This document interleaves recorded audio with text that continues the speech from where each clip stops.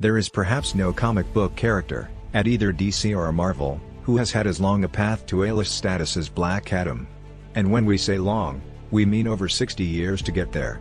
Watch the video how the powerful Teth Adam, soon to be played by Dwayne "The Rock" Johnson in a major motion picture, went from a villain meant to appear only once during the 1940s, to one changing the hierarchy of the DC universe on the big screen.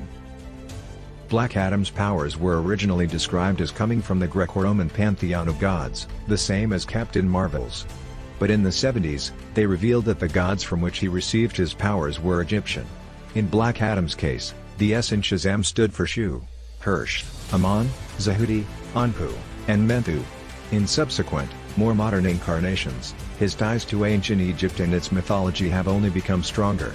As the saying goes, about absolute power corrupting absolutely, Mighty Adam would eventually become corrupted by his new abilities, becoming Black Adam.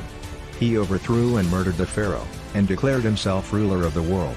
Unable to take back the powers he had granted Teth Adam, the wizard Shazam banished him to the most distant star known.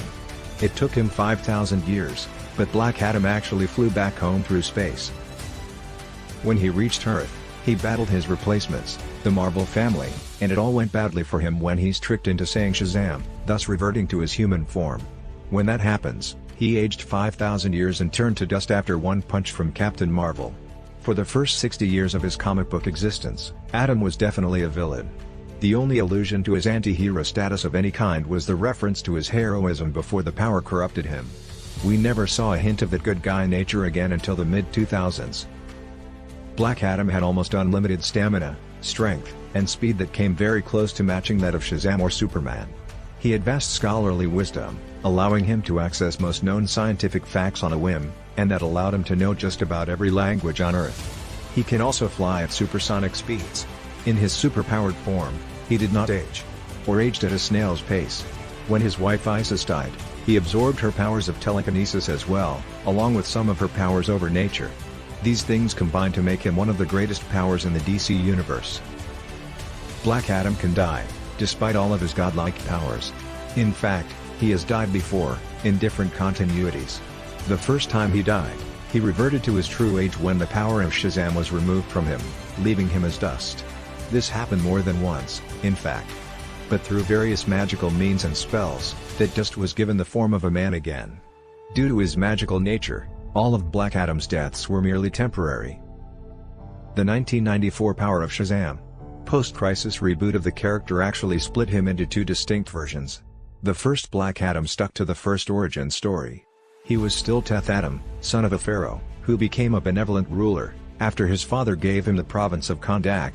The wizard Shazam made him his champion. It was only later that Black Adam's propensity for violent justice took hold, as a result of the murder of his wife and children by the evil Octun. After Octun's death, Adam reconquered his homeland, and used any means necessary to do so. This new brutality disgusted the wizard Shazam, and he removed his powers, awaiting a new and better champion.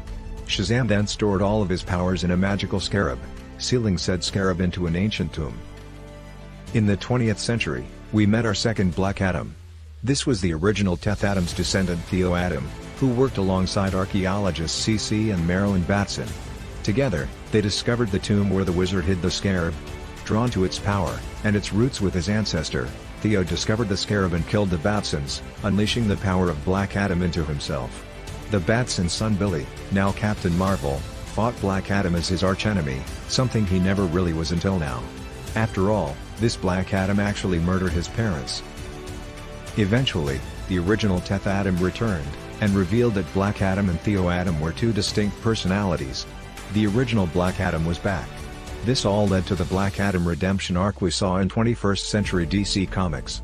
Particularly in the pages of JSA, and more recently, in Justice League of America. Black Adam's brutal and uncompromising stance in meting out justice rubbed other superheroes the wrong way. Nevertheless, he eventually joined the Justice Society of America, and was a member in good standing for some time. But his brutal ways ultimately forced him to leave the team, despite bonding with teammate Atom Smasher. Black Adam reconquered Kondak after his stint as a JSA member, and found a new family with the similarly powered heroes Isis and Osiris. He found love again with Isis, and she convinced him to become a more measured hero. But when they were killed, he unleashed hell on the nation that took them. be a whip, resulting in the deaths of 2 million people. This put him squarely back in the villain column. Since 2007, Dwayne Johnson has been interested in bringing Death Adam to the screen. It only took 15 years to happen, but Black Adam, directed by Jaume Collet-Serra, hits theaters this fall. It will draw heavily from the anti-hero version seen in modern DC Comics.